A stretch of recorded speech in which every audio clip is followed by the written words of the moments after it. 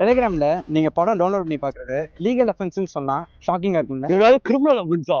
என்னடா சொல்றீங்க? ஆனா ஆமாப்பா, unauthorised duplication of copyrighted content தான் நம்ம ஊர்ல பைரசிங்கிறது சொல்லுவாங்க. Film piracy, software piracy, gaming piracy மாதிரி நிறைய காப்பிரைட் ஆக்ட் ஆஃப் 1957 கீழ செக்ஷன் 63 ஒரு பைரேட்டிங் பர்சனுக்கான பனிஷ்மெண்ட்டை சொல்லுது. அது என்னன்னா 6 மாசத்துல இருந்து 3 வருஷம் வரைக்கும் இம்ப்ரெசன்மெண்ட்டும் 50,000 இருந்து 2 லட்சம் வரைக்கும் ஃபைனாவும் சொல்லுது. இந்த இன்ஃபுளுன்ஸ் காப்பீஸ்லாம் பைரேட்னே தெரிஞ்சு யூஸ் பண்ணா செக்ஷன் 63 கீழ 7 நாள்ல இருந்து 3 வருஷம் வரைக்கும் இம்ப்ரெசன்மெண்ட்டும் 50,000 இருந்து 2 லட்சம் ரூபாய் வரைக்கும் ஃபைன். இது மட்டும் இல்ல, சினிமாட்டோகிராஃப் ஆக்ட் கீழ செக்ஷன் 6A படி அன்ஆத்தரைஸ்ட் ரெக்கார்டிங் ஆஃப் மூவியை ப்ராஹிபிட் பண்ணி. அப்புறம் இன்ஃபர்மேஷன் டெக்னாலஜி ஆக்ட் 2000 படி செக்ஷன் 66 டிஜிட்டல் பைரசிக்கு 3 வருஷம் ஜெயில் தண்டனையும் 5 லட்சம் ரூபாய் வரைக்கும் ஃபைன் சொல்லியிருக்காங்க. இதெல்லாம் கமர்ஷியல் யூஸ் பண்ணா அப்படியே ஆகும். பர்சனல் யூஸ்க்காக அப்ப அந்த பைரேட்டட் ப்ராடக்ட் யூஸ் பண்ணா பர்சனல் யூஸ்க்காக பைரேட்டட் சாஃப்ட்வேர் யூஸ் பண்ணா 63B கீழேயும் up to 50,000 rupees வந்து ஃபைன் இம்போஸ் பண்ணுவாங்க. அதே மாதிரி நம்ம போன்ல யூஸ் பண்ற மாட் ஏபிகேஸ்லாம் இருக்கு. இதெல்லாம் யூஸ் பண்ணா செக்ஷன் 65 கீழ 2 வருஷம் வரைக்கும் ஜெயில் தண்டனை. நிறைய பேருக்கு அதை சாப்பிட்டு அதை பண்ணி வாங்க முடியாது. அப்ப மாரலி பார்த்தா பைரசி பண்றது ஓகே தானே? நான் வந்து லால இருக்கிறதா சொன்னேன். இது மாறல கரெக்டா தப்பான்றது நீங்க கமெண்ட் செக்ஷன்ல சொல்லுங்க.